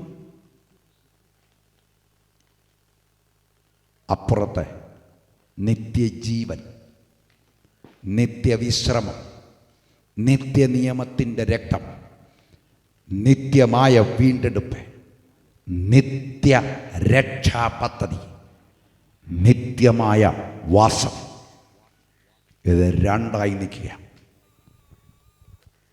ഇതിൻ്റെ നടുക്കൂടെ ഒരു വലിയ വഴിയുണ്ട്. വീതിയും വിശാലവുമുള്ള വഴി. ആ വഴിയെ സഞ്ചരിക്കുന്നവർ അനേകരാണ്. വീതിയും വിശാലവുമുള്ള വഴിയുടെ അങ്ങേയറ്റത്ത് ഒരു വലിയ കുഴിയുണ്ട്. ആ കുഴിക്ക് അടിയില്ല, അടിത്തട്ടില്ലാത്ത കുഴി. വീതിയുള്ള വഴിയിൽ കൂടെ സഞ്ചരിച്ച് ആടി തിമിർത്ത് രസിച്ച് മദ്യപിച്ച് വ്യഭിചരിച്ച് കുല ചെയ്ത് മോഷ്ടിച്ച് അതിരുമാന്തി അടിയുണ്ടാക്കി മറ്റുള്ളവരുടെ മറ്റൊരുത്തൻ്റെ ഭാര്യയെ മോഹിച്ച് മറ്റൊരുത്തൻ്റെ ഭർത്താവിനെ മോഹിച്ച് മദ്യപിച്ച് ലഹരി അടിച്ച് വെറിക്കൂത്തുകൾക്ക് കൂട്ടുനിന്നും ചെയ്തു വീതിയുള്ള വഴിയെ സഞ്ചരിക്കുന്നവൻ അതിൻ്റെ അങ്ങേയറ്റത്ത് വലിയൊരു നിത്യനാശമിരിപ്പുണ്ട്. എന്നാൽ ഇതേ വീതിയുള്ള വഴിയിൽ കൂടെ കളിച്ചു പുളച്ചു തിമിർത്താടി പാപത്തിൽ മുങ്ങിത്താണ് രസിച്ചു സഞ്ചരിച്ചു പോകുമ്പോൾ ആ വഴിയുടെ മധ്യേ ഒരുവൻ തകർക്കപ്പെട്ട് കിടക്കുന്നു. യേശു ക്രൂശിക്കപ്പെട്ട് കിടന്നത് നല്ല സ്ഥലത്തല്ല, പാപികൾക്ക് വേണ്ടി പാപമില്ലാത്തവൻ പാപജഡത്തിൻ്റെ സാദൃശ്യത്തിൽ ഇറങ്ങി വന്നു.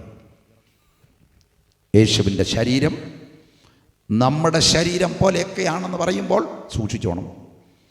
അതെ, നമ്മുടെ ശരീരമാണെന്നൊരിക്കലും പറയരുത്. വചനം അതിനെ കൃത്യമായി പറയുന്നു. എന്താണ് യേശുവിൻ്റെ ശരീരം? നമ്മുടെ ശരീരം പോലെയല്ല. എന്നാൽ നമ്മുടെ ശരീരത്തിൽ ഉള്ള പാപമൊഴികെ മറ്റ സകലത്തും യേശുവിൻ്റെ ശരീരത്തിലുണ്ട്. നമ്മുടെ ശരീരം പോലെയാണെന്ന് പറയുകയാണെങ്കിൽ യേശുവിൻ്റെ ശരീരത്തിൽ പാപവും കൂടെ ഉണ്ടെന്ന് പറയേണ്ടത്. വചനം അങ്ങനെ പറഞ്ഞിട്ടില്ല. പ്രസംഗിച്ച് വിട്ടാൽ പോരാ, തെളിയിക്കണമല്ലോ. റോമാലേഖനം 8-ാം അധ്യായം 1-ാം വാക്യം മുതൽ കർത്താവിൻ്റെ ദാസൻ വായിക്കും. റോമർ 8:1 മുതൽ. അതുകൊണ്ട് ഇപ്പോൾ ക്രിസ്തുവേശുവിലുള്ളവർക്ക് ഒരു ശിക്ഷാവിധിയുമില്ല. ജീവന്റെയും ആത്മാവിന്റെയും പ്രമാണം എനിക്ക് പാപത്തിന്റെയും മരണത്തിന്റെയും പ്രമാണത്തിൽ നിന്നും ക്രിസ്തുവേശുവിൽ സ്വാതന്ത്ര്യം വരുത്തിയിരിക്കുന്നു. ജഡത്താലുള്ള ബലഹീനത നിമിത്തം ന്യായപ്രമാണത്തിന് കഴിയാത്തതിന് സാധിപ്പാൻ ദൈവം തന്റെ പുത്രനെ പാപജഡത്തിന്റെ സാദൃശ്യത്തിലും, പാപമുള്ള ശരീരത്തിൽ നല്ല പറഞ്ഞിരിക്കുന്നത്, പാപജഡത്തിന്റെ സാദൃശ്യത്തിൽ, പാപം നിമിത്തം അയച്ചു, പാപജഡത്തിന്റെ സാദൃശ്യത്തിൽ അയച്ചിരിക്കുക.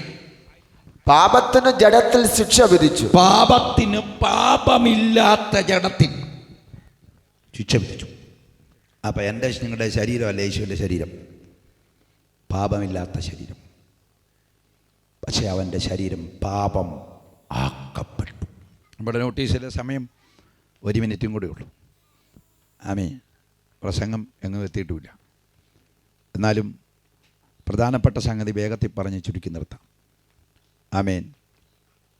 പാപമില്ലാത്ത ശരീരത്തിൽ, പാപജഡത്തിൻ്റെ സാദൃശ്യത്തിൽ യേശു ഇറങ്ങി വന്നു. റോമർ 8:1 പറഞ്ഞു കേട്ടോ. ഇപ്പോൾ ക്രിസ്തുവേശുവിലുള്ളവർക്ക് ഒരു ശിക്ഷാവിധിയില്ല. ആ വാക്യം ശ്രദ്ധിച്ചോണം. ഇപ്പോൾ ക്രിസ്തുവേശുവിൽ ഉള്ളവർക്ക്. ഈ സമൂഹത്തെ രണ്ടായി തിരിക്കുന്നു. നമ്മൾ സുവിശേഷമായി ചില വീട്ടിൽ ചെല്ലുമ്പോൾ, ഭക്ഷണം കഴിക്കാൻ ചില ഹോട്ടലിൽ കയറുമ്പോൾ, സാധനങ്ങൾ വാങ്ങാൻ വേണ്ടി ചില കടയിൽ കയറുമ്പോൾ 3 ഫോട്ടോ കാണാം. ഒന്ന് ഹൈന്ദവ ദൈവം, 2 നടുക്കെ യേശു ആണെന്നും പറഞ്ഞ് ക്രിസ്ത്യാനികൾ വരച്ചു വെച്ചിരിക്കുന്ന താടി നീട്ടി 13.5 വയസ്സുകാരനെ ഒരു 65 വയസ്സുകാരൻ്റെ രൂപത്തിൽ വരച്ചു വെച്ചിരിക്കുന്നൊരു പടം. പിന്നെ ഇസ്ലാമിൻ്റെ പള്ളിയുടെ ഒരു മോസ്കിൻ്റെ രൂപം. നമ്മൾ സുവിശേഷം പറയുമ്പോൾ ഇവർ പറഞ്ഞുണ്ടോ, ഞങ്ങൾ യേശുദേവനോടും പ്രാർത്ഥിക്കും, ഞങ്ങൾ യേശുദേവനോടും പ്രാർത്ഥിക്കും. മാതാവേ, പിതാവേ, എല്ലാ ദൈവങ്ങളുടെയും കൂട്ടൊരു ദൈവമല്ല യേശു. യേശു മാത്രമാണ് നിത്യജീവൻ തരാൻ കഴിയുന്ന ദൈവം. മറ്റ് ദൈവങ്ങൾക്കൊക്കെ പ്രവർത്തിക്കാൻ പറ്റുമോ? പറ്റും. അവയ്ക്ക് ദൈവം എന്ന് പേരുണ്ടോ? ഉണ്ട്. ബൈബിൾ അതിനെ പേരങ്ങനെ തന്നെ വിളിക്കുന്നു. പക്ഷേ ഒരു വാക്ക് മുന്നിലിട്ടിട്ടുണ്ട്, ഈ ലോകത്തിൻ്റെ ദൈവം. അവർക്ക് ഈ ലോകത്തിലെ കാര്യം അറിയാം. എന്ത് കാര്യം അറിയാം? കരഞ്ഞു ചെല്ലുന്നവൻ്റെ പോക്കറ്റിലെ പൈസ വിവിധ രീതിയിൽ അവൻ്റെ മതത്തിൻ്റെ ഭണ്ണാരക്കുറ്റിയിൽ ഇടിയിക്കാൻ അറിയിക്കാം. അതാണ് ഈ ലോകത്തിലെ ദൈവം. എന്നാൽ ഞാൻ പ്രസംഗിക്കുന്ന യേശു, അവൻ സ്വർഗത്തിലും ഭൂമിക്കും പാതാളത്തിലും സകല അധികാരവും പ്രാപിച്ച ഒരേ ഒരു രക്ഷകൻ, ഒരേ ഒരു പാപമോചകൻ, ഒരേ ഒരു ദൈവം, ഒരേ ഒരു നിത്യ സത്യപ്രസ്താവന, ഒറ്റ രക്ഷകൻ, ഒരേ പാപമോചകൻ, ഒരേ ജീവനുള്ള ദൈവം. അവൻ്റെ പേരാണ് യേശു ക്രിസ്തു. കരങ്ങളെ ഉയർത്തി ഹല്ലേലൂയ പറഞ്ഞാട്ടെ. വെറുതെ പൈസ കളയരുത്. അവിടെ ഇവിടെ പുണ്യസ്ഥലത്തിൽ പോയി മലകൾ കയറി നിന്നെ വഞ്ചിക്കുന്ന മതതത്വത്തിൻ്റെ അകത്ത് നിന്നെ കുരുക്കി നിന്റെ ജീവിതം നിത്യ നരകത്തിലേക്ക് കളയരുത്. ഒരേ ഒരു രക്ഷാമാർഗം, അത് ഞങ്ങളിവിടെ ഉയർത്തുന്നു. നിത്യജീവൻ നൽകുന്ന യേശു തിരിച്ചു വരുന്നു. ഈ യൗവനക്കാരൻ്റെ ചോദ്യം, ഗുരു, നിത്യജീവനെ പ്രാപിപ്പാൻ ഞാൻ എന്ത് ചെയ്യണം? എന്തു വേണം? എന്ത് ചെയ്യണം? കോടികൾ ആസ്തിയുള്ളവൻ ഏതൊക്കെ വഴി ഇത് തപ്പിപ്പോയിട്ടായിരിക്കും യേശുവിൻ്റെ അടുക്ക വരുന്നത്? $1 മില്യൺ ആസ്തി ഇന്ന് പറയാൻ കഴിയുന്ന അന്നത്തെ യൗവനക്കാരൻ തൻ്റെ കയ്യിലെ പണം കൊണ്ട് നിത്യജീവനെ നേടാൻ എല്ലാ വഴികളിലും സഞ്ചരിച്ചു. പണം പോയതല്ലാതെ നിത്യജീവനെ കൊടുക്കാൻ അവൻ്റെ ധനം കൊണ്ടുള്ള സഞ്ചാരത്തിനും അവൻ ചെന്നുപെട്ട ഒരു കണ്ടുമുട്ടിയ ഒരു മതങ്ങൾക്കും അവന് നിത്യജീവൻ കൊടുക്കാൻ കഴിഞ്ഞില്ല. അങ്ങനെ അവൻ അന്വേഷിച്ച് നസറേത്തുകാരൻ യേശുവിൻ്റെ അടുക്കലെത്തി. യേശുവിനെ അവൻ വിളിക്കുന്നു, നല്ല ഗുരു, നിത്യജീവനെ പ്രാപിപ്പാൻ ഞാൻ എന്തു ചെയ്യണം? യേശു തിരിച്ചു ചോദിക്കുന്നു, സുഹൃത്തെ, നീ എന്നെ വിളിച്ചതെന്താ? നല്ല ഗുരു എന്നോ? ദൈവം ഒരുവനല്ലാതെ നല്ലവൻ വേറെ ആരാ ഉള്ളത്? അതെന്താ യേശു അങ്ങനെ പറഞ്ഞേ? അവിടെ അത് പറയുന്നുണ്ടല്ലേ. 19 വാക്യം വായിച്ചേ. 19 വാക്യം, 18:19. അതിന് യേശു, എന്നെ നല്ലവനെന്ന് പറയുന്നത് എന്ത്? ദൈവം ഒരുവനല്ലാതെ നല്ലവൻ ആരുമില്ല. അതെന്നാ അങ്ങനെ പറഞ്ഞേ? യേശു ദൈവമല്ലെന്ന് യേശു തന്നെ പറഞ്ഞെന്ന് യുക്തിവാദികൾ പറയുന്നൊരു വാക്യം. ഇന്നലെ യേശു ഉദ്ദേശിച്ചത് ദൈവം അല്ലെന്നല്ല. ഇസ്രായേലിൽ ആ കാലത്തെ ഗുരുക്കന്മാരുണ്ട്. ആ ഗുരുക്കന്മാരെ അവർ ഗുരുവെന്നല്ലാതെ വേറൊന്നും ചേർത്ത് വിളിക്കില്ല. ആ കാലത്തെ യഹൂദ ന്യായപ്രമാണം പഠിപ്പിച്ചൊരു തത്വം, നല്ല ഗുരു എന്ന് വിളിക്കാൻ ഒരാളെ വിളിക്കാവുള്ളൂ, അത് ദൈവമായ യഹോവയാണ്. ഇസ്രായേലിൽ ആ സമ്പ്രദായം നിലനിൽക്കുന്നു. ഒറ്റ യഹൂദൻ ദൈവമെന്ന് തൻ്റെ പേന കൊണ്ട് എഴുതി വരുമ്പോൾ മറ്റെല്ലാം എഴുതുന്ന പേന മാറ്റി വെച്ചിട്ട് യാഹുവേ ദൈവം എന്നെഴുതണമെങ്കിൽ ഒന്നും എഴുതാത്ത പേന കൊണ്ടാണ് ദൈവം അഥവാ യാഹുവേ എന്നെഴുതുന്നത്. അത്രയ്ക്ക് അവൻ ദൈവത്തിന് സ്ഥാനം കൊടുത്തു. അവർ ഗുരു എന്ന് അഭിസംബോധന ചെയ്യുമ്പോൾ നല്ല ഗുരു എന്നവർ വിളിക്കുന്നത് യഹോവയായ ദൈവത്തെ. അങ്ങനെ ഒരു സമ്പ്രദായം നിലനിൽക്കുമ്പോൾ മനുഷ്യവേഷത്തിൽ മശിക എന്ന് വെച്ചാൽ ക്രിസ്തു അഥവാ മാനവരാശിയുടെ പാപത്തിൻ്റെ പരിഹാരത്തിന് വേണ്ടി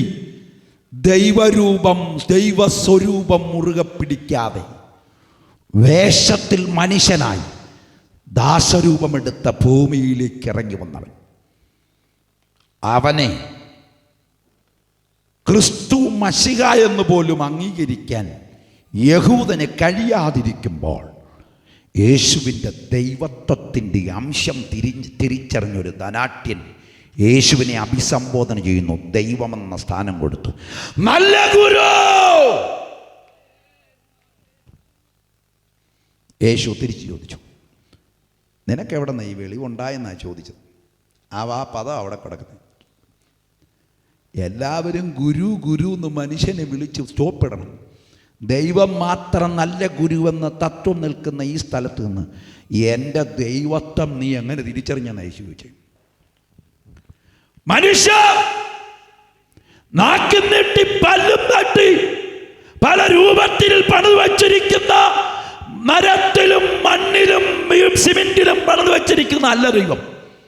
സ്വർഗത്തിൽ വസിച്ചവൻ മാനവരാശിക്ക് നിത്യജീവൻ നൽകാൻ വേഷത്തിൽ മനുഷ്യനായി മനുഷ്യശരീരമെടുത്ത് താഴേക്ക് വന്ന ഒരുവനെ വെറും മനുഷ്യന്റെ കൂട്ടത്തിൽ കണ്ടിട്ട് ഇന്നും നിങ്ങൾ നിങ്ങളുടെ യേശുവിനെ പോയി രക്ഷിക്കെന്ന് പറയുന്ന ശശികല ടീച്ചർ അടക്കമുള്ള മണ്ണിൽ നിന്നുകൊണ്ട് ഞാൻ വിളിച്ചു പറയുന്നു, ജീവനുള്ള ഒരേ ഒരു ദൈവം മാനവരാശിയുടെ രക്ഷയ്ക്കായി പണം മുടക്കാതെ മറ്റൊന്നും മുടക്കാതെ വേഷത്തിൽ മനുഷ്യനായി ദൈവത്തിന് മനുഷ്യന്റെ അടുക്കലേക്ക് ചെല്ലാൻ കഴിയാതെ വന്നപ്പോൾ മനുഷ്യവേഷത്തിൽ മനുഷ്യന്റെ ഇടയിലേക്ക് വന്ന ഒരേ ഒരു നിത്യജുരു, ഒരു നിത്യജീവന്റെ ദാതാവ്, അവരാണ് നസറയനായ യേശു ക്രിസ്തു.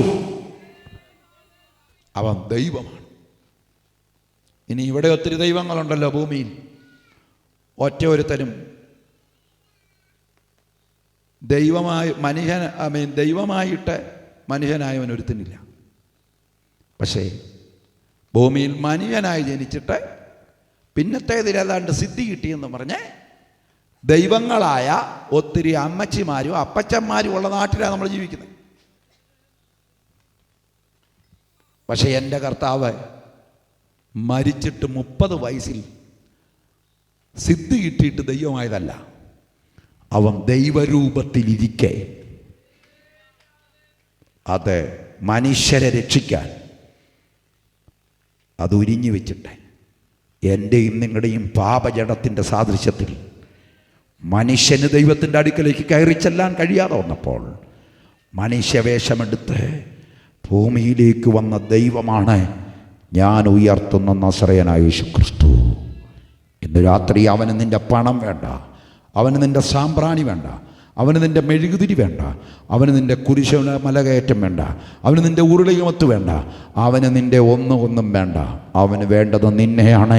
അതിന് വേണ്ട ചെലവ് ഇത്രയേ ഉള്ളൂ. യേശുവേ, ഞാനൊരു പാപിയാണ്, അങ്ങ് എൻ്റെ പാപങ്ങൾക്ക് വേണ്ടി പരിഹാരം വരുത്താൻ ദൈവമായിരുന്നത് മനുഷ്യനായി എനിക്ക് അങ്ങയുടെ അടുക്കിലേക്ക് ഒരിക്കലും വരാൻ കഴിയാതിരിക്കുമ്പോൾ, പാപം എന്നെ അകറ്റി നിർത്തിയപ്പോൾ, പാപമില്ലാത്തവൻ മനുഷ്യനായി വന്ന് പാപികളുടെ ഇടയിൽ വന്നിട്ട് ഞങ്ങളുടെ പാപം തൻ്റെ ശിരസിൽ ഏറ്റെടുത്തുകൊണ്ട് പാപത്തിന് എന്നേക്കുമായി മതങ്ങൾക്ക് ചെയ്യാൻ കഴിയാത്ത പാപപരിഹാരം, മനുഷ്യർക്ക് അസാധ്യമായ പാപപരിഹാരം സാധ്യമാക്കി രക്ഷ ക്രൂശിൽ ഞങ്ങൾക്ക് വേണ്ടി നേടിത്തന്നവനെ, അങ്ങ് ഞങ്ങൾക്ക് വേണ്ടി ക്രൂശിൽ മരിച്ചു.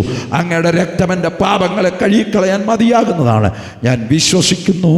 യേശുവിനെ ഞാൻ എൻ്റെ രക്ഷകനും നാഥനുമായി സ്വീകരിക്കുന്നു. ഹൃദയം കൊണ്ട് നീതിക്കായി വിശ്വസിക്കുകയും വായ് കൊണ്ട് രക്ഷയ്ക്കായി ഏറ്റുപറയുകയും ചെയ്യുമ്പോൾ റോമാലേഖനം വിളിച്ചു പറയുന്നു, നീ രക്ഷിക്കപ്പെടും. എല്ലാം പറയാൻ സമയമില്ല. അവസാന ഭാഗം ഞാൻ പറയുന്നു, സമയം കഴിഞ്ഞു. ഇങ്ങനെയാണെങ്കിൽ രക്ഷിക്കപ്പെടാൻ ആർക്ക് സാധിക്കും? ഉത്തരം, മനുഷ്യർക്ക് അസാധ്യം, ദൈവത്തിന് സാധ്യം. എന്താണ് മനുഷ്യർക്ക് അസാധ്യം? ക്രൂശും മരണം. ക്രൂശിൻ്റെ കഷ്ടത പോലെ ഒരാളും ലോകത്തിൽ കഷ്ടം അനുഭവിച്ചിട്ടില്ല. മനസ്സോടെ കഷ്ടം അനുഭവിച്ച ഒരാളുമില്ല. അസാധ്യം സാധ്യം എന്താണ് പറയാം. നിങ്ങളുടെ മടിയിലിരിക്കുന്ന കുഞ്ഞുങ്ങൾ, ഇവിടെ പലരുടെയും മടി കുഞ്ഞുങ്ങളിരിപ്പുണ്ട്. നിങ്ങളെ ഇപ്പോൾ നിങ്ങളുടെ മുഖത്തേക്ക് ദേഷ്യപ്പെട്ട് യോഗം എന്നാ തീരാത്തതെന്ന് ചോദിച്ചൊരു തുപ്പിയാൽ, മുഖത്ത് തുപ്പിയാൽ നിങ്ങൾ എന്ത് ചെയ്യും? ആ ക്ഷണത്തിൽ മാതാപിതാക്കൾ ആ ചുണ്ടേട്ടൊരു ഞൊട്ട് കൊടുക്കും. മേലിൽ തുപ്പരുത്. കാരണം എന്നാ? ജനിപ്പിച്ച 3 വയസ്സുള്ള കുഞ്ഞിനെ പോലും അതിൻ്റെ തുപ്പൽ പോലും നമ്മുടെ മുഖത്തേക്ക് തുപ്പൻ അനുവദിക്കാതെ ദേഷ്യം പൂണ്ട് അടി കൊടുക്കുന്ന മാതാവും പിതാവുമാണ് നമ്മൾ. പക്ഷേ ഒരു പടയാളി കാർക്കിച്ച് തൊണ്ടയിലെ കഫം വാവിലെടുത്തിട്ട് മുഖത്തേക്ക് തുപ്പിയിട്ടും രോമം കത്തിരിക്കുന്ന മുമ്പാകെ മിണ്ടാതെ നിന്നത് മനുഷ്യർക്ക് അസാധ്യം. പക്ഷെ ദൈവമായിരുന്ന കർത്താവിന് സാധ്യം. എൻ്റെയും നിൻ്റെയും പാപത്തിൻ്റെ പരിഹാരത്തിന് വേണ്ടി കൊച്ചു കുഞ്ഞു പോലും തുപ്പുന്നത് ഇഷ്ടപ്പെടാതിരിക്കുന്ന കലിപ്പ് പൂഴുന്ന എന്നെയും നിൻ്റെയും പാപത്തിന് പരിഹാരം വരുത്താൻ ഒരു ബന്ധവുമില്ലാത്തൊരു പടയാളിയുടെ കപം മുഖത്ത് തുപ്പുമ്പോഴും തിരിച്ചു മൗനമായിരുന്ന് പ്രതികരിക്കാതെ പാപപരിഹാരത്തിന് വേണ്ടി ക്ഷമ കാണിച്ചു തന്ന യേശുവിന് സാധ്യം. ചാട്ടവാറുകൊണ്ടും കോൽ കൊണ്ടും ഇത്രയും അടികൊള്ളാൻ ഒരു മനുഷ്യനും അസാധ്യമായിരിക്കുമ്പോൾ സകല മാനവരാശിക്കും വേണ്ടി ഈ വിധത്തിൽ അടികൊള്ളാൻ സാധ്യമായ ഒരു ശരീരമുള്ള ഏക ദൈവം, അവൻ്റെ പേരാണ് നസറേയനായ യേശു. കയ്പ് അടി കുടിക്കാൻ എനിക്കും നിനക്കും കഴിയാതിരിക്കുമ്പോൾ പാപത്തിൻ്റെ പരിഹാരത്തിനായി എനിക്കും നിനക്കും കുടിക്കേണ്ട കയ്പ് കാടി കുടിക്കാൻ സാധിക്കുന്ന ഒരു നസറേയനായ യേശു.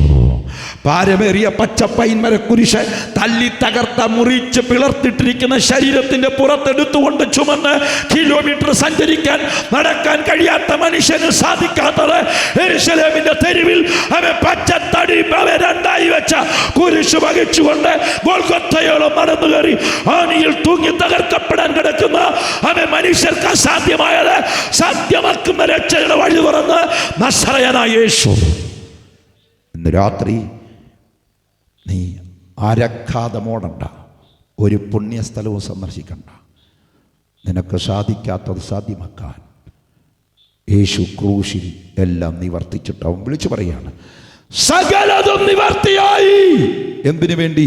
ലോക ജനതയുടെ മുഴുവൻ പാപവും പരിഹരിക്കാൻ, രക്ഷ പ്രാപിക്കാൻ വേണ്ടിയുള്ളതെല്ലാം ക്രൂശിൽ നിവർത്തിയായി. ഇനി നീ ഒരു പുണ്യസ്ഥലം തേടണ്ട, ഒരു മതങ്ങളുടെ പുറകെ പോകണ്ട. ക്രിസ്തു മതമോ ഇസ്ലാം മതമോ ഹൈന്ദവ മതമോ നിത്യജീവൻ എന്ന രക്ഷാപത്തിന് നൽകാൻ കഴിയാതെ മനുഷ്യനെ പുറകോട്ടടിക്കുമ്പോൾ നിത്യജീവൻ, നിത്യരക്ഷ, നിത്യസമാധാനം, നിത്യസ്വർഗം, നിത്യശാന്തി നൽകാൻ രക്ഷയിൽ കൂടെ ഒരുക്കിയ ഒരേയൊരു മാർഗം ദൈവമക്കളെന്ന് വിളിക്കപ്പെടുവാൻ പിതാവ് ക്രൂശിൽ ഇത്ര വലിയ രക്ഷ ഒരുക്കി. നീ ഇരിക്കുന്നിടത്ത് ഇരുന്ന് നിൽക്കുന്നിടത്ത് നിന്ന് ഹൃദയം കൊണ്ട് ഇങ്ങനെ പറയുക, യേശു ഞാനൊരു പാപിയാണ്, അങ്ങന്റെ പാപങ്ങൾക്ക് വേണ്ടി ക്രൂശിൽ തകർക്കപ്പെട്ടു മരിച്ചു. എൻ്റെ പാപത്തിൻ്റെ ശിക്ഷ, എൻ്റെ ശാപത്തിൻ്റെ ശിക്ഷ, എൻ്റെ അതിക്രമങ്ങൾ, അകൃത്യങ്ങൾ അങ്ങയുടെ മേലായി. ഞാൻ ഏൽക്കേണ്ട ശിക്ഷയും ഞാൻ ഏൽക്കേണ്ടതെല്ലാം അങ്ങേറ്റു. എന്നെ സ്വതന്ത്രനാക്കാൻ, സ്വതന്ത്രയാക്കാൻ അങ്ങ് അനുഭവിച്ച കഷ്ടങ്ങൾ ഞാൻ വിശ്വാസത്താൽ ഞാൻ അതിനെ രക്ഷയെ സ്വന്തമാക്കുകയാണ്. യേശുവേ, അങ്ങയുടെ ക്രൂശിലെ രക്തത്താൽ എന്നെ ശുദ്ധീകരിക്കണമേ, എൻ്റെ ഹൃദയത്തെ നീതീകരിക്കണമേ, വിശുദ്ധീകരണത്തിലേക്ക് എന്നെ നടത്തണമേ. പിന്നത്തേതിൽ തേജസ്കരിക്കപ്പെട്ടവനായി നിൽക്കുവാൻ നിത്യ നിത്യ നിത്യ യുഗങ്ങൾ വാഴത്തക്കൊണ്ടുള്ള തേജസ്കരണത്തിലേക്ക് എന്നെ നടത്തണമേ. ഞാനതിനു വേണ്ടി എന്നെ സമർപ്പിക്കുന്നു. എനിക്ക് വേണ്ടി പ്രാർത്ഥിക്കണം എന്നാഗ്രഹിക്കുന്നവർ നിങ്ങളുടെ വലങ്കരങ്ങളൊന്ന് ഉയർത്തിപ്പിടിക്കാം. ആരെങ്കിലും യെസ്, ഈ ഗ്രൗണ്ടിലില്ലാത്ത ആരെങ്കിലും ഈ വീട്ടിലോ ഇരുട്ടിലോ ഒക്കെ ഉണ്ടെങ്കിൽ, വഴിയിലൊക്കെ ഉണ്ടെങ്കിൽ ഈ സമയം നിങ്ങൾക്ക് പ്രാർത്ഥിക്കാം. ഞങ്ങൾ നിങ്ങൾക്ക് വേണ്ടി പ്രാർത്ഥിക്കാൻ പോവുകയാണ്. ഞങ്ങളുടെ സ്വർഗീയ പിതാവേ, ഇസ്രായേലിനൊരുക്കിയ രക്ഷ ഞാൻ എൻ്റെ കണ്ണുകൊണ്ട് കണ്ടുമല്ലോ. ആ രക്ഷ കണ്ടത് ക്രൂശിലാണ്. ആ രക്ഷ സൗജന്യമായി നമുക്ക് ലഭിച്ചത് ക്രൂശിൽ അവൻ കൊടുത്ത വിലയാണ്. ആ രക്ഷയ്ക്കായി ഈ ദേശത്തെ വിടുവിക്കുന്നു. ഈ ദേശത്തിൻ്റെ വടക്കും കിഴക്കും തെക്കും പടിഞ്ഞാറും മുക്കിലും മൂലയിലും വ്യാപരിക്കുന്ന ആത്മാക്കൾ രക്ഷിക്കപ്പെട്ടു വരാതെ തടഞ്ഞു വച്ചിരിക്കുന്ന സകല വിഗ്രഹങ്ങളുടെ പിൻപിൽ വ്യാപരിക്കുന്നു. ക്ഷേത്രങ്ങളിലാകട്ടെ, പള്ളികളിലാകട്ടെ, മറ്റ് മതങ്ങൾ തീർത്തു വച്ചിരിക്കുന്ന വിഗ്രഹങ്ങളുടെ പിൻപിൽ മനുഷ്യനെ കൊണ്ട് കൈ തൊഴിപ്പിച്ച് ആരാധന വഞ്ചിച്ച് കവരുന്ന ദുഷ്ടപിശാചിന്റെ ആധിപത്യങ്ങളെ യേശുവിന്റെ അധികാരമുള്ള നാമത്തിൽ ഇന്ന് രാത്രി വെട്ടിക്കളയുന്നു. മതത്തിന്റെയും രാഷ്ട്രീയത്തിന്റെ കയറുകൾ അഴിഞ്ഞ് ജനം യേശുവിലേക്ക് തിരിയട്ടെ. ഏകരക്ഷകനായ യേശുവിലേക്ക് ജനം തിരിയട്ടെ. എല്ലാ പൈശാചിക ആരാധനകളും ഇടിഞ്ഞു മാറട്ടെ, തകർന്നു വീഴട്ടെ. നിത്യരക്ഷ യേശുവിൽ കൂടെ പ്രാപിക്കുവാൻ യേശുവിലേക്ക് ജനം തിരിയട്ടെ. വലിയൊരു ഉണർവ് ഈ ദേശത്ത് പൊട്ടിപ്പുറപ്പെടുവാൻ ഞാൻ ഈ ദേശത്തെ പിതാവിൻ്റെയും പുത്രൻ്റെയും പരിശുദ്ധാത്മാവിൻ്റെ നാമത്തിൽ അനുഗ്രഹിക്കുന്നു. ഈ ജനത്തെ അനുഗ്രഹിക്കുന്നു.